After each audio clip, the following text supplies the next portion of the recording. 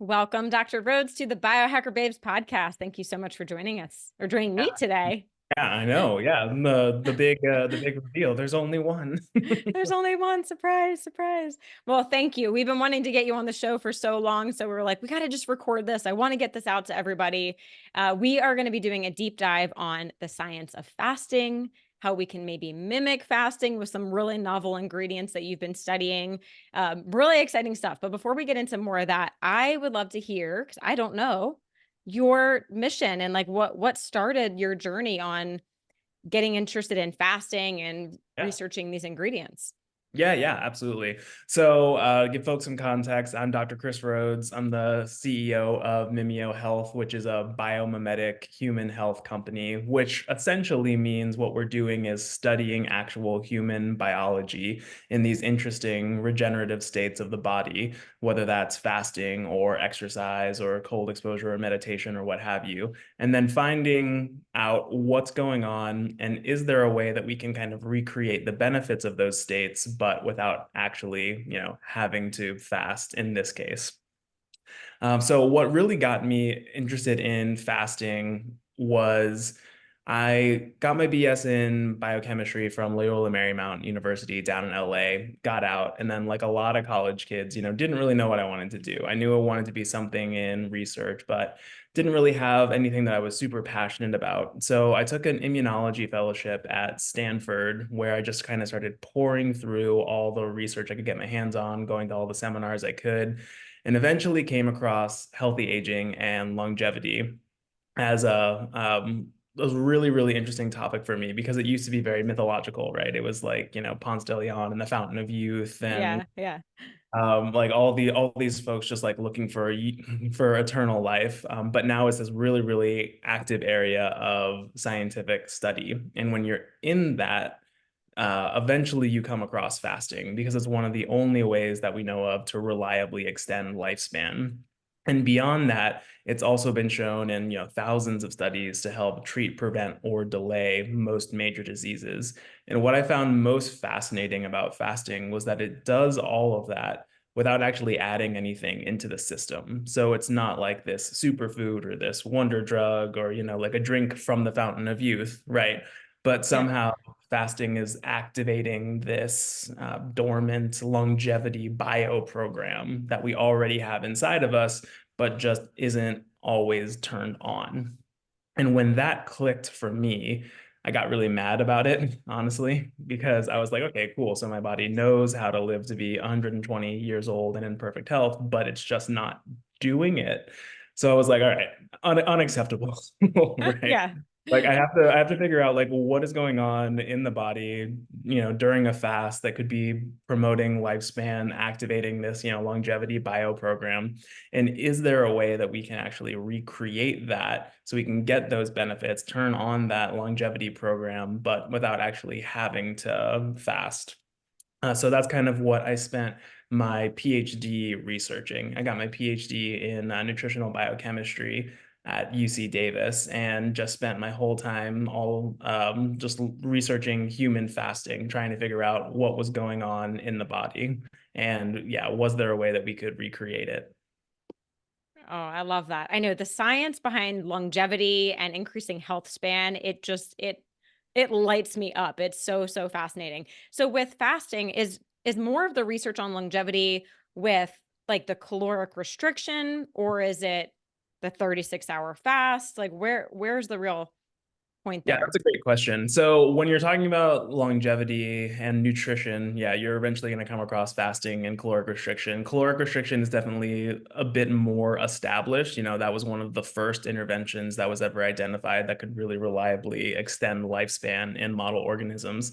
And usually that's a pretty, one-to-one basis. So if you restrict an organism's calories by 10%, they tend to live about 10% longer, 20% and 20% longer, 30% reduction, 30% elongated lifespan. And that holds pretty well up until the point of malnutrition, right? And that's where you get into a lot of problems. Another like potential problem with caloric restriction is that severe prolonged caloric restriction can lead to some, like fairly nasty side effects that people don't really want in terms of quality of life. So, you're going to have a very like frail physique. You're going to have like, bone density issues, potentially muscle wasting problems, that kind of thing. Plus, it's just like not a very fun intervention to do Yeah. for the rest of your life, right? Yeah. Fasting, on the other hand, is a bit more of like a recent discovery to a certain degree, that a lot of the papers around fasting and lifespan extension started coming out in around the 80s. And most of the research that's been done there showing lifespan extension with fasting has been done in alternate day fasting. So that's one day of eating, then one day of like complete abstinence from food. And water is okay in that model. And then that's just repeated for the entire organism's life. And with that, you can get anywhere between 30 to, in some cases, 80% lifespan extension. And the really interesting part about that is that it's not dependent entirely on caloric restriction. So they've actually done studies where they've done fasting, and like without any kind of caloric restriction, and shown that you can still get these lifespan extension effects. So there are distinct things happening in the system when you fast versus just the energy restriction, that you might experience during caloric restriction. Mm, mm. Yeah, the good point about the caloric restriction, like it wouldn't be super fun. Yeah, yeah, It's like I don't want to be 120 if it means I'm like hungry all the time and I have no muscle mass and my bones are on the verge of breaking. So, yeah, um, exactly. It doesn't sound fun for anybody. What I like to say is yeah. the best lifespan curve that you can possibly get as a human, right, is to be like, I'm in perfect health all the way up until I'm 90 years old. I'm running this marathon, and then I just suddenly like drop dead, and I have like no perception of how it happened, but it was just like, yay, death. I like that. Yay, death. Yeah, that's the goal. Like just go to sleep one night and goodbye. That's yeah. Yep, I want to be done, healthy till my over. final days. Yeah. And so the other really cool thing about what you're doing with the fasting research is I think not everyone can fast. Like I have personally experienced, like I have tried to do 24-hour fast. I have tried to do the Prolon fasting mimicking diet. But for me, I start to lose weight really fast. I'm 37. I'm still in my reproductive years, potential hormone imbalance. So let's get into like why mimicking fasting could be really helpful for those of us that can't fast. Yeah, absolutely. Yeah, mimicking fasting is definitely a big area of interest because, like you said, like fasting, while it has all these amazing, health benefits, these longevity benefits, is really just not suitable for everybody. And ironically, it's usually not suitable for the people who could benefit from it the most, like specifically the elderly, right? Who are more prone to sarcopenia and the bone density issues, and really need to like keep their caloric intake up so they have all the nutrients that they need to keep on thriving. And it's also, it can be a problem like you were talking about, for women, especially of the like perimenopausal women who are still in their reproductive years and have all of those like hormonal cyclings that are going on. Fasting can be pretty disruptive to that. And then, there are just folks who don't want to do it, right? Like, Right, right. and why shouldn't they be able to access the power of their biology, right? Like these regenerative systems that are inherent to your cells, but just aren't turned on. Yeah, like one of the reasons why I really got into figuring out if there's a way that we can mimic the benefits of fasting was because I was actually doing alternate day fasting for 2 years while I was at Stanford. I got really into the science of it, right? And I was like, okay, well, great, amazing. Like I found the fountain of youth. So I started doing alternate day fasting myself, and then actually taking my own plasma and my own like immune cells and then checking on their functionality and how it was going. And I could see like in the lab, like when I fast for like up to 60 hours, my cells become a lot more resilient to stress. They had like more prolonged longevity. They were less autoreactive to immune stimuli. They were like just more antioxidant and protected all around. So when you see that as like a young researcher, where it's like I did something and it actually affects how my cells function, that was like very addicting. So I was Yeah, like, I bet. like this is working, I'm going to do it. But I got to the point where there was like, this big element of social isolation that goes along with it, right? Because you're, just not, you're not eating dinner with your family, you're not eating lunch with your coworkers, right? You're kind of just like in your little, scientific biology efficiency mode and just chugging along. And so one day I was out on my with my family on a vacation. My sister was there, and I was still doing alternate day fasting, even on the vacation. And she was like, Chris, Wow. like, you're gonna live longer, sure, but like, what's the point of living longer if you have to live less? And that really resonated with me. And I was just like, okay, like maybe she's got a point. Maybe there's a better way to do it. Yeah. Thanks, sis. That was some Yeah. good Mhm. inspiration there. Very good Yeah. advice there. Family Yeah. is important, folks. Yeah, I mean, because a huge part of biohacking that I think is really important too is the social connection and having community.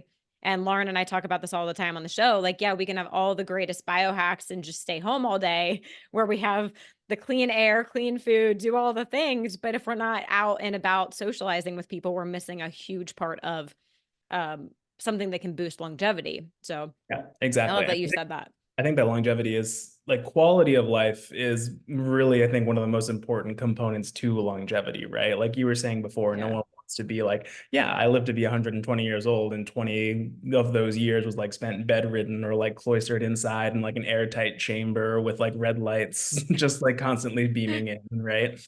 Yeah, like something out of Star Trek. Yeah. And Yeah, and no friends. It's like, yeah, you're gonna outlive all your friends yeah, and then what? So yeah. I am preserved. yeah, yeah. Well, that's a good inspiration. I love that your sister chimed in about that. Um, so I want to get into the ingredients because Yeah, I think these are so fascinating. But before we do that, something that I think is really important for you to share because we haven't really talked about this on the show is mTOR versus AMPK. sure. And maybe you can explain kind of like a 101, like what those are, what they're doing, why we want both happening in the body.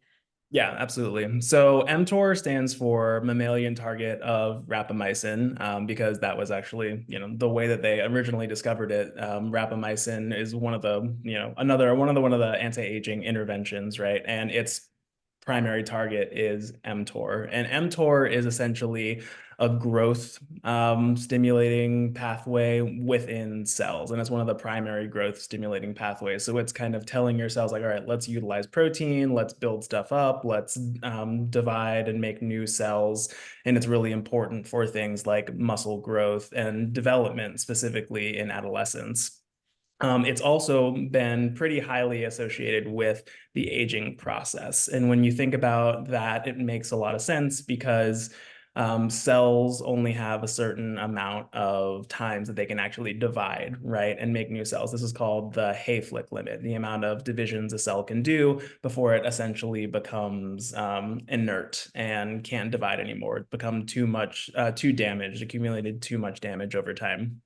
So if you have high mTOR stimulation, stimulating cells to constantly divide, then you can, really reach that limit a lot faster. And you can accumulate a lot more damage over time because when cells are in this like high growth mode, they're usually not operating very efficiently and they're usually not operating very clean either. So Mm, they'll like, they'll yeah, be unraveling DNA left and right. They'll be creating a lot of proteins, not necessarily, and like, not really cleaning up after themselves. You're not going to be stimulating like autophagy, cellular recycling. They're just kind of like go as fast as possible because if something goes wrong, whatever, I'll just make a new cell, right? So that's kind right. of, mTOR is this master control pathway for, stimulating cellular growth and these anabolic pathways that are And that really. could support cancer growth Yes, exactly. there too, right? Okay. Yeah, that's a big problem with overstimulating mTOR, is that you do like with more cell division, you just have a lot more chances of having something go wrong and having a cancer cell develop. So rapamycin as a drug, what I actually don't know how is that working in the body? What is that doing? Yeah, so rapamycin is essentially like it's targeting mTOR and just not it's inhibiting its activities. So that's essentially it. So by Okay. inhibiting mTOR, it causes lifespan extension because you're basically pumping the brakes on that like overstimulation of growth. Got it. Okay.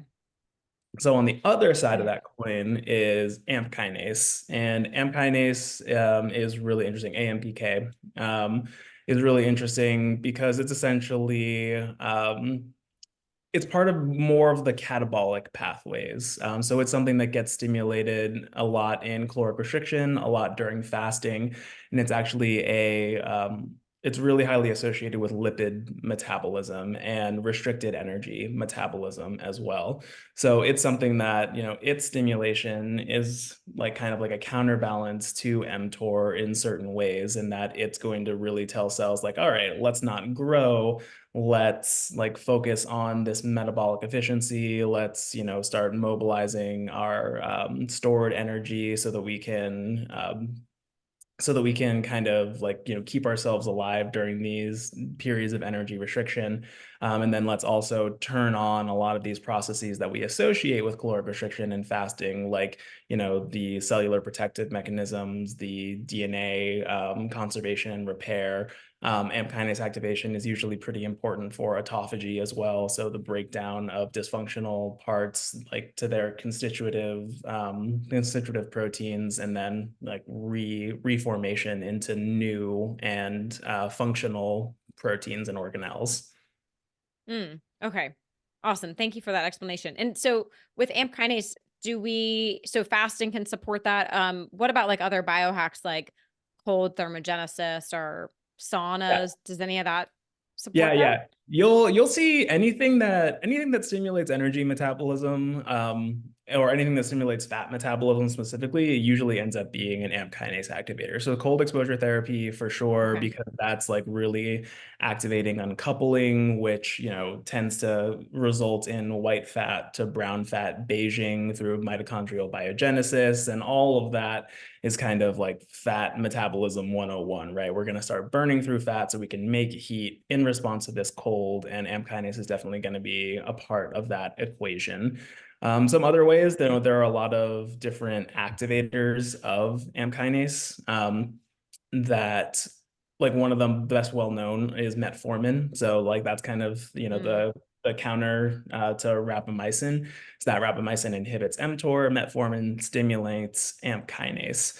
Another really popular one in recent days is berberine, because Ah, that's kind of been touted as like nature's Ozempic, which again makes sense because we're stimulating AMP kinase, which is kind of that catabolism breakdown, fat metabolism kind of pathways.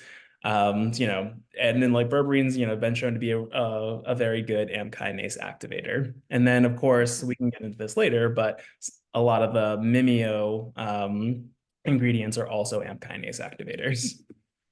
Perfect segue to that. Perfect segue. See, yeah, Let's it all came together.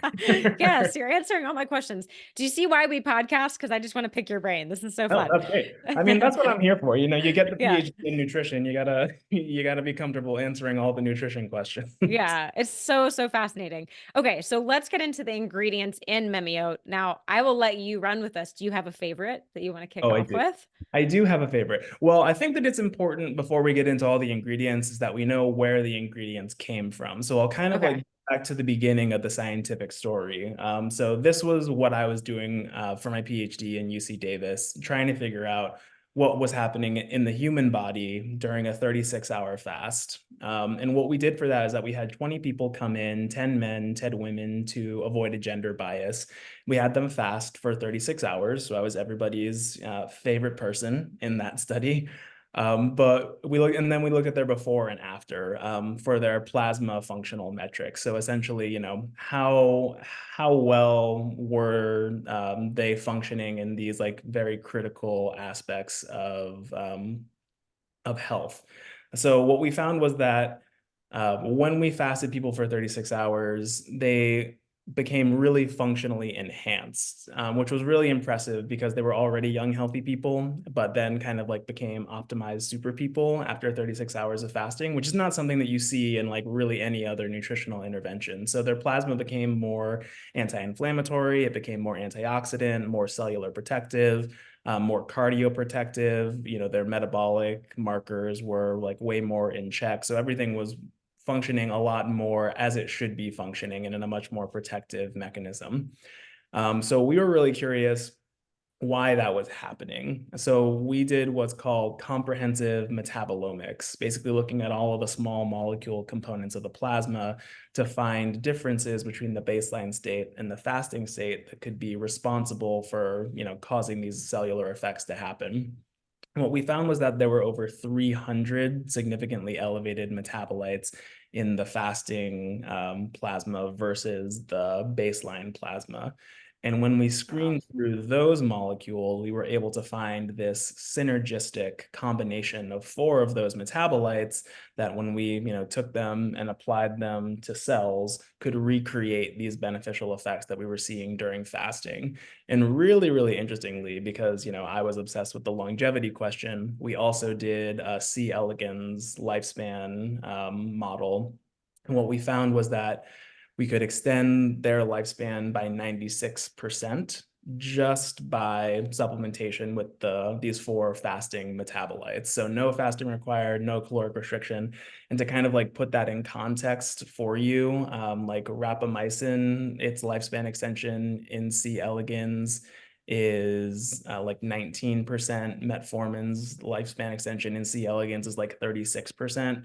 And this, natural combination of these bioactive fasting metabolites could extend lifespan by 96%. So we were really capturing something really significant that could be explaining, part of this bio program of longevity that is experienced Wow. during fasting. That's huge. Can you share with the audience why you're looking at C. elegans for research?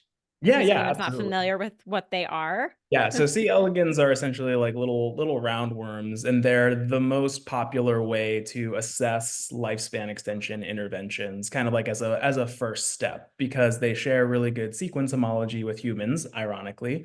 And then they only live naturally for about a month. So you can do like really high throughput experiments looking at a lot of different interventions to see how they extend lifespan in C. elegans and then kind of start translating up from there. The really cool part about what we did in our study is that most people take that kind of like bottom up approach, right? They're looking for things that extend lifespan in C. elegans and then kind of hope that that translates up into mice and then like hope again that that translates up into humans.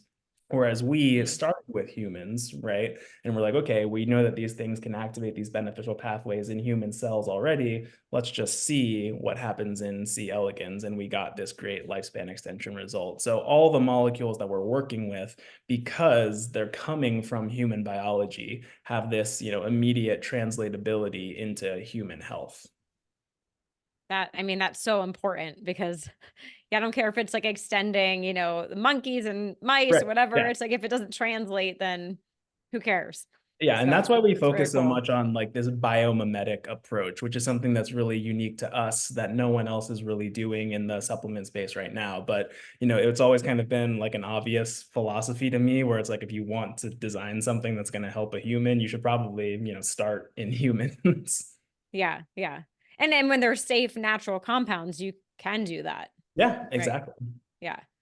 So what are So the what are they? compounds? Yeah, tell us, tell us. Yeah, so we have four compounds in the Mimio formulation that we identified that had these synergistic effects together. One was nicotinamide, the other was spermidine, palmitoyl ethanolamide, PEA for short, because it's always fun to say, and then even more fun to say, oleoyl ethanolamide, OEA.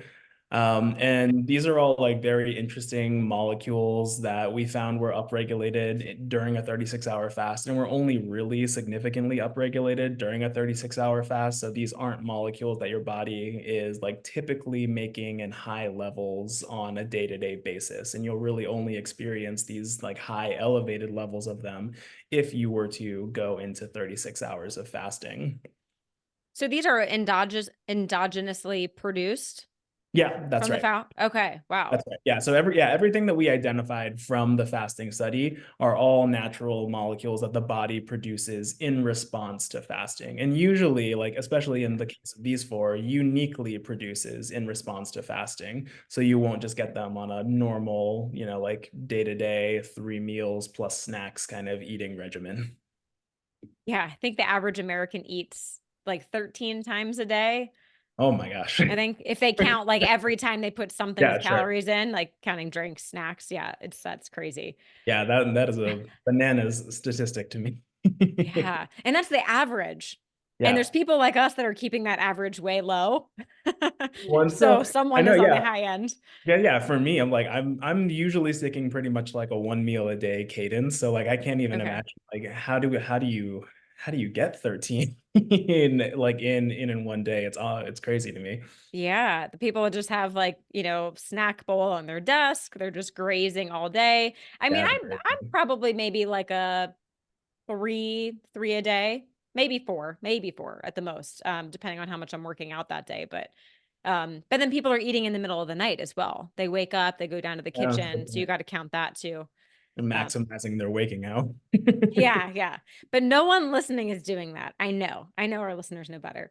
Um, Great. So let's talk about maybe nicotinamide because I think this is a really popular compound. A lot of people are saying, NAD for longevity, the IVs and all the things are becoming really popular. So let's start with that one. Yeah, absolutely. So yeah, nicotinamide is essentially, the big precursor to NAD, and it's a little bit distinct from some of the other NAD precursors that are out there right now, like nicotinamide riboside and nicotinamide mononucleotide, because it's kind of even more upstream from both of those molecules as well. So nicotinamide is probably, the most well studied of all of those because we've been able to study nicotinamide for decades and decades, before now. So there's a really robust amount of clinical evidence for its beneficial effects. But we do know that, one of the primary things that it does is increase cellular NAD levels. And that's really important because NAD is essentially the primary nutrient sensing molecule in your cells. One of the primary ways that your cells will sense the actual energy state of their compartment. So the if Mhm. when you have more NAD plus versus like NADH, then you'll be sending that signal that there's not a lot of energy around. You're probably in like a caloric restricted or a fasted state, and then that kind of behaves as this master signal to the rest of the cell to start putting those catabolic fasting pathways in place, starting to alter DNA transcription through SERTs, right? To protect the DNA, but then also like, not produce as much, start maximizing metabolic efficiency, start putting autophagy like in place. And so that's primarily what nicotinamide is doing. We also identified from the data set that one of the one of these really interesting metabolites was 1-methyl nicotinamide, which is a downstream product of nicotinamide metabolism. And so that actually has its own kind of distinct effects. It used to be thought of as this breakdown product of nicotinamide that didn't really do anything, but now like more and more recent evidence has shown that it has these cardioprotective effects, it has these exercise performance effects, and these pretty powerful anti-inflammatory effects as well. And that's something that, thanks to the nicotinamide supplementation, we've been able to show gets pretty highly upregulated in the body just through nicotinamide supplementation. Your body kind of like produces it from that. So that's something that we're focusing on like raising up as well. So both increasing NAD levels and then the circulating levels of 1-methyl nicotinamide. Okay. And what about dosing with that? I mean, you've done a lot of research on what Yeah, dose to put in Mimeo to actually see results.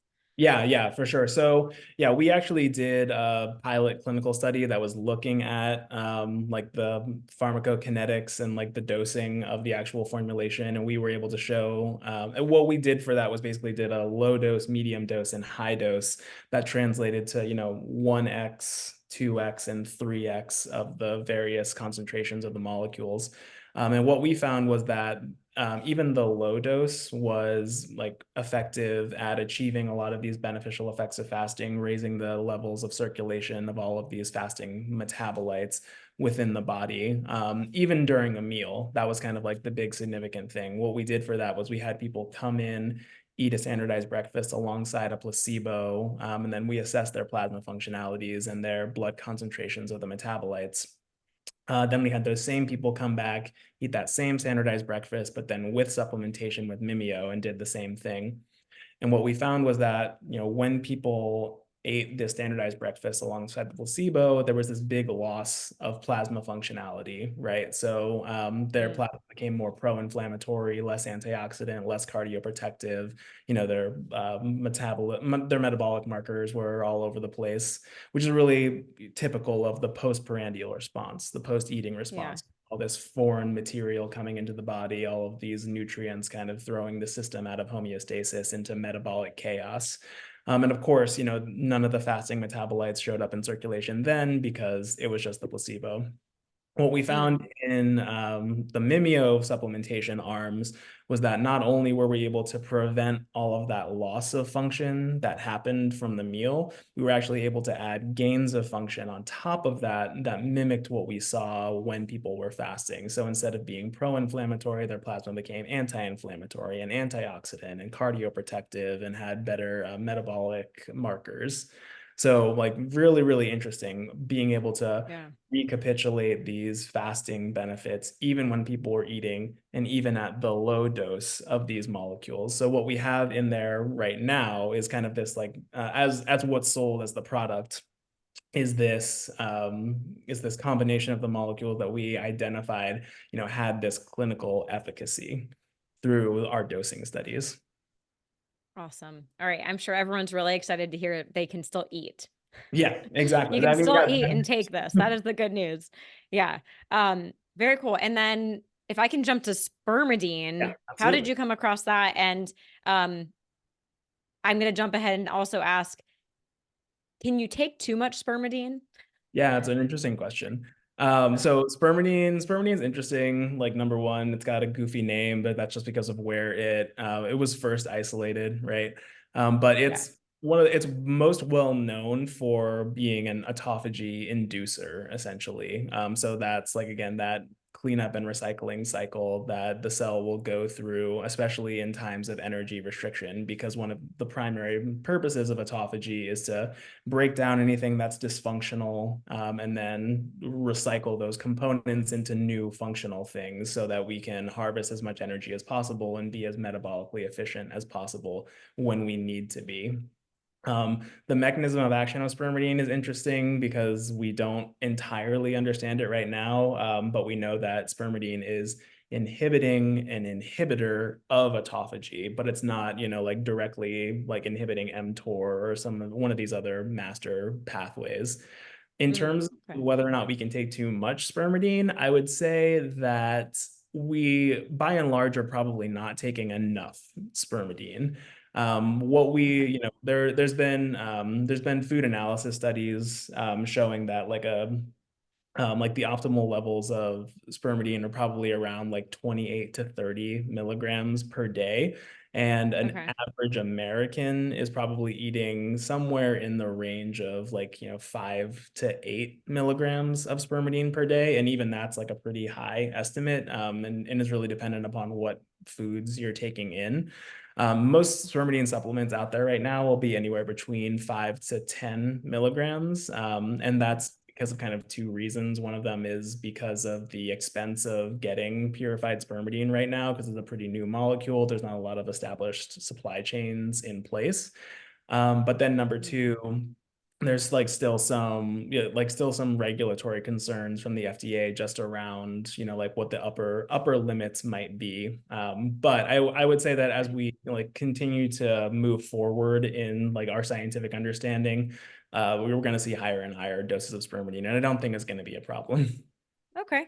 Good to know. Because I'm noticing it's popping up in a lot more supplements now. Yeah, Like yeah, companies are just absolutely. throwing in it. And how much is in the Mimeo Yeah, so Mimio serving? contains a daily dose of Mimio contains 5 milligrams of spermidine, Okay. and that's a little bit less than what you'll see in some of the other supplements. But that is actually because, like, number one, it's our clinically validated dose, so we know that within the context of the full Mimio formulation, that is like clinically effective. But then number two, and one of the big reasons why Mimio and our whole biomimetic approach is so cool is that we identified that these molecules have synergy with each other. So when we were looking at that C. elegans lifespan extension curve, we looked at the full Mimio combination together, of course, but then we also looked at the individual ingredients. And what we found was that on their own, they could all extend lifespan by, 5%, 10%, 24%, whatever it was. But together, they got to that 96% lifespan extension mark. And you saw that Mm. in the cellular assays as well. They all performed well on their own, but way, way better together. So we use the dose of spermidine that we have right now because in combination with all these other molecules, you're getting a much higher effective dose and just effect in general, because the molecules are working together. Got it. Yeah, the synergistic effects make such Yeah, a difference. So, okay. exactly. Very cool. Yeah, I'm a big fan of spermidine. Actually, Lauren and I have both seen it helps a lot with gray hair. Yeah, yeah, yeah, Which yeah. like I mean, hopefully it's also making us live longer, but the beauty effects that it doesn't hurt to I mean, have I'll that. take that. That's one of the things about nicotinamide too. It's really, really great for your skin. Oh, okay. Yeah, Okay. like it's got a Yeah. lot, a lot of research behind it on being great for like redness, specifically some psoriasis, but then also, yeah, helping to actually just increase skin hydration and glow. Love that. Okay. We'll take it. We'll take it. Yeah, I'll take it. Okay. And then the other two ingredients, have never even heard of these, and I appreciate that there are easier ways to say these. So I'm going to ask you about OEA. I know Yep. you already pronounced it, but OEA, it's so fascinating. I was reading that it's what you guys say it's like a metabolic supercharger, Yep. but that it helps control hunger and cravings, Yep. which Right. I can see being really helpful even if you are fasting. If you're fasting and wanted to take this, because that's the biggest complaint when you're fasting is you're hungry. But talk about maybe using this even when you are eating and not fasting. What's going on with this ingredient? Yeah, absolutely. Yeah, OEA is really, really interesting. It is one of my favorites, but not my top favorite. So, like process of elimination, we'll get to that. But Okay. OEA is really, really cool. So, it is involved in the gut-brain axis. It's secreted by intestinal cells and essentially, yeah, helps stimulate hunger, or sorry, so helps stimulate satiety and reduce hunger. And typically, up until our study, people thought that OEA was primarily produced in response to eating. So like, food would come in, your intestines would be like, okay, great, here's some OEA, like you're full now.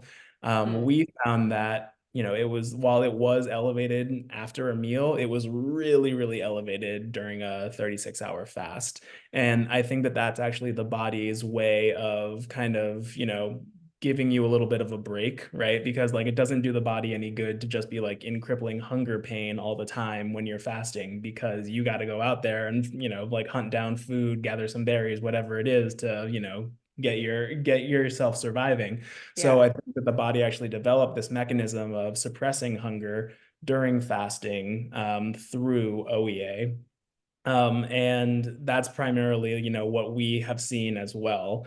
We're partnered up with a lot of different longevity clinics around the country who have actually been using Mimio as a way to help wean people off of the GLP-1 agonist drugs like Ozempic and Wegovy, because it has this like powerful appetite suppression effect. So it can help reduce that hunger withdrawal that people typically experience when they come off of something like Ozempic.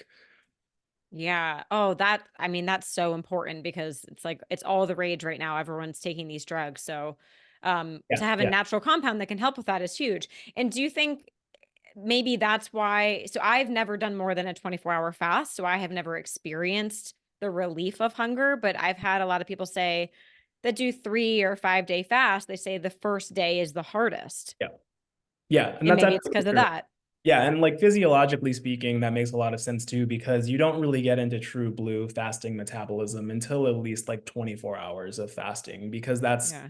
around the amount of time that it takes for your body to fully deplete your glycogen stores, and really start switching over from carb metabolism, glucose metabolism to like fat metabolism and ketone body metabolism. And that's really where you see a lot of the benefits of fasting start to appear.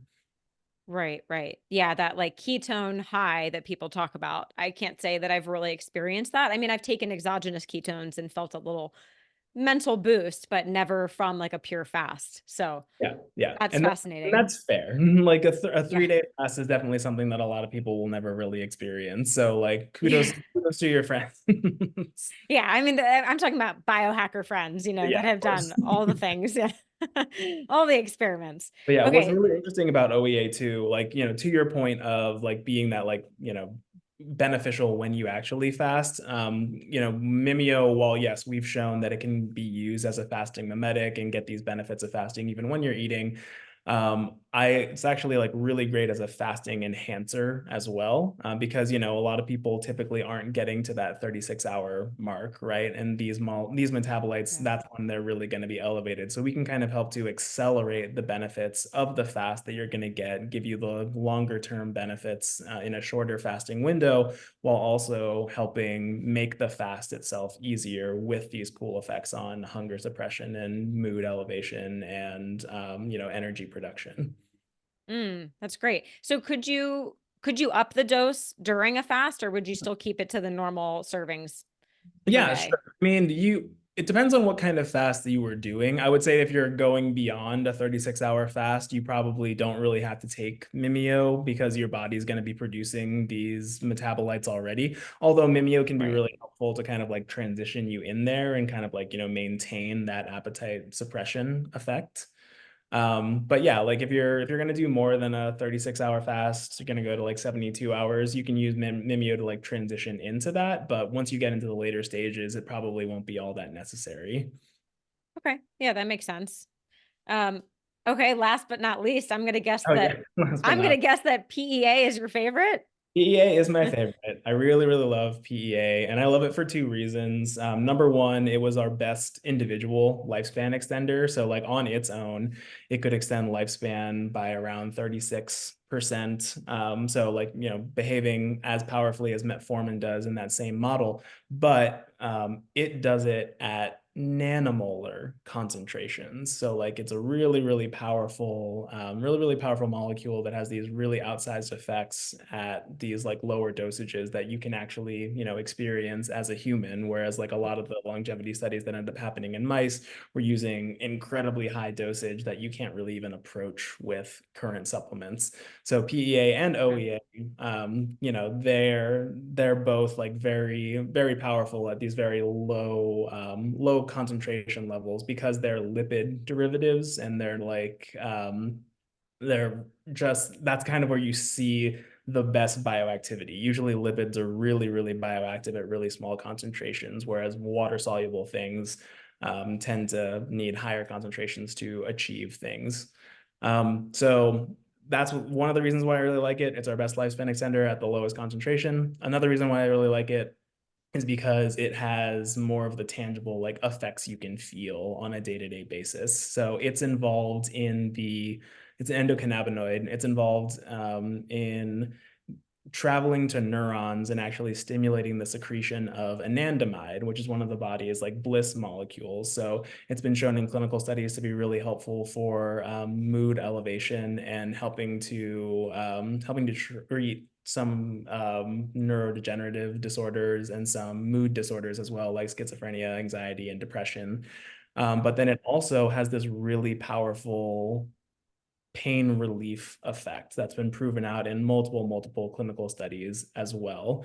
In addition to then having also very powerful like effects on neuroinflammation. So really great for cognition, really great for brain health, helps to actually like reduce overall pain while also, like reducing systemic inflammation, decreasing gut permeability, decreasing gut inflammation, things like that. Just like tons of cool stuff on PEA as kind of this master regulator of the like immune system and pain system. I kind of think about it as your body's natural CBD, right? Mm, Because it has that mhm. like endocannabinoid thing and operates through the CB1 and CB2 receptor, but it's totally WADA compliant and just like, a natural human molecule. So that's why I really Yeah. like PEA because with the first time that I took it, it was one of those things where I was like, I can actually feel this working. Oh, And nice. I got really excited about it. Some people don't like, I'm more sensitive to PEA than others are, but it was the thing for me that kind of just lit me up. And I was like, wow, like this product is working for me and it's giving me these day-to-day benefits that I really enjoy. Nice. Yeah, it's always nice to feel something with a product. I think people are looking for that. I mean, I will happily take things because the research is there, but when you feel something, it's like an added benefit. Yeah, That's exactly. so fascinating about PEA. I really am not familiar with that, and I would imagine that would help with any of the cranky pants that people get when they fast. So, Yes, exactly. And that's the great thing yeah, about it. And what's so interesting about this formula too is that, we do have nicotinamide and spermidine in there, which are more of like the canonical longevity molecules. But we were really the first to show that OEA and PEA do also have these lifespan extension effects that they synergize with the rest of this formulation. And then that they can achieve these outsized longevity effects at these really low concentrations. So that's kind of, this really exciting thing that we're trying to now get the word out about, where it's like, yeah, OEA and PEA, like they're the next big thing in longevity, right? Because like not yeah. only do they have these like great outsized lifespan extension effects, but then they also have these amazing like day-to-day benefits that people actually want in their lives. Yeah, yeah. All right, well, hopefully people heard it here first. OEA and PEA. What have you done any testing with, like, a biological age test We on have. these? Yeah. We have. So Okay. we recently did some case studies out of Mount Sinai and showed that 8 weeks of supplementation with the full Mimio formulation was able to decrease biological age by 2.5 years. So that was like really, Wow. really impressive for us. And then like in addition to that, we also had like pretty comprehensive blood work done and showed that we could increase like free testosterone levels by 50% and DHEA levels by around 50% as well, which is really impressive. We were able to decrease total cholesterol levels while increasing HDL levels and reducing LDL levels, decreasing HbA1c levels, glucose levels. So kind of just like really Wow. operating on a big metabolic scale to kind of help put things where they should be and get them in a healthier range while also decreasing biological age at the same time. So we're really really happy with Yeah. those studies. Yeah, that's incredible, and you said it was 8 weeks? It was just 8 weeks. Wow. Yeah, we Very were cool. basically like looking at it month over month to see like where are we going to be able to find this reduction in biological age, because the conventional knowledge is you need a pretty long time in order to really affect biological age, and there haven't been a ton of interventional studies looking at that yet. So it's kind of more of a hypothesis, but we found that, yeah, like 8 weeks with the Mimio supplementation was sufficient in order to reduce biological age by that amount. Yeah, that's huge. I wonder if anyone in the, it's like the Biological Age Olympics, I'm forgetting the name of the Oh yeah, the one that Brian Johnson is Brian doing John for yeah, Blue. he's usually, like, number 1 in that, yeah, Oh, I believe it. Yeah, like if you have the $2 million to spend on your personal longevity, you should be the front runner. yeah, yeah, no excuses there. You have all the time and all the money, so but Yeah, okay, very exactly. cool. Okay, oh my gosh, I can't believe I've been chatting your ear off. I At would love all. to This is what close I'm here out for. with recommendations for use for people. Yeah. Best time of day, take it every day, do they cycle on and off? Any recommendations there? Yeah, so usually, what we've seen, you can take it with or without food. Some people do, however, have a genetic sensitivity to niacin, which means if they take it like without food, it could be too much for their systems. And usually there's some like GI distress that can happen there. So we always recommend that folks that know that they have that sensitivity take it with food, or if they experience the GI effects, should take it with food. But for the most part, Okay. you can take it with or without food as, like a fasting enhancer, like we were talking about before, to, get those longer term benefits in a shorter fasting window while also making fasting easier and more enjoyable. Or you can use it, as a fasting mimetic. Usually we end up we recommend taking it with your first major meal of the day to kind of extend the natural fast that you were getting from sleeping or your overnight fast, and then really help to control hunger from that meal throughout the day. And then consistent use is usually what we recommend as well, because that's what the data says for us when we do that lifespan extension analysis. It was consistent supplementation throughout the lifespan of the C. elegans. And that's where we saw the 96% extension. So there doesn't seem to be any detrimental effect of, lifelong consistent exposure. And that's typically what we'll recommend. However, I do also think, just being a good nutrition scientist, that there's always a place for cycling, just to kind of, basically do like a reset of the system, right? And Yeah. kind of introduce things back at a one by one cadence to see like, all right, which supplements that are in my stack are really working for me. And which ones do I like notice being off of and notice being on, because that can like, like more attune you to your body and help you see what's happening there. And if you do want to cycle, I would say probably, like 2 months on, 2 weeks off, 3 months on, 2 weeks off, something like that. Yeah. I like that. I like that. I naturally kind of cycle my supplements just like when the bottle runs out, then I take like a week or 2 off while I'm ordering it and waiting for it to come. It's just like a natural thing. So I Yeah, there appreciate you go. that concept. Um, all right. I have one final question for you. If you Absolutely. can leave our audience with just one final piece of advice, something they can do to optimize their health and wellness. Doesn't have to be related to fasting. It can be anything in the health spectrum. Yeah, for sure. It's probably going to be related to fasting. That's fine too. That's fine too. Yeah, Yeah.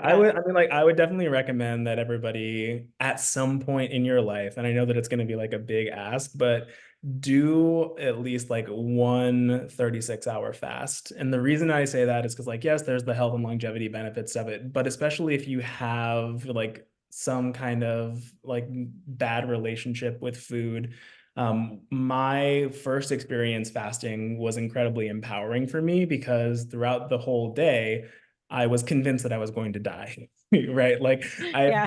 I've just been like inundated since I was a kid with like, you have to eat 3 meals a day or else like your stomach is literally going to like start eating you, and like you're not going to be able to make it. You're going to be like weak and fragile and whatever. But I got through the whole day, and like it was hard because I did have that like fear. I like couldn't fall asleep. I was like, I'm not going to wake up tomorrow. Oh my gosh. But yeah, Yeah. like lo and behold, I did wake up the next day. And That's good. it was really liberating for me because it helped me realize that I don't have to have that, like eat because I have to relationship with food. I can have the eat because I want to relationship with food. And I can, choose not to have something just because I think that like, oh, it's 12 o'clock and, like pizza is the only thing available and I have to eat. So I'm going to have this slice of pizza. I can just be like, no, I don't need to eat. Right. So it just really Yeah. helped me develop a better relationship with food overall. And when you have that, and when you have that empowerment and that like self-control element of it, that's going to carry over into your health and wellness long term, big time, because the number one thing that's going to be determinant of your longevity and your long-term health is really, I think, going to be nutrition and exercise, right? So if you can get like one side of that coin nailed down, Yeah. that's going to be a big help.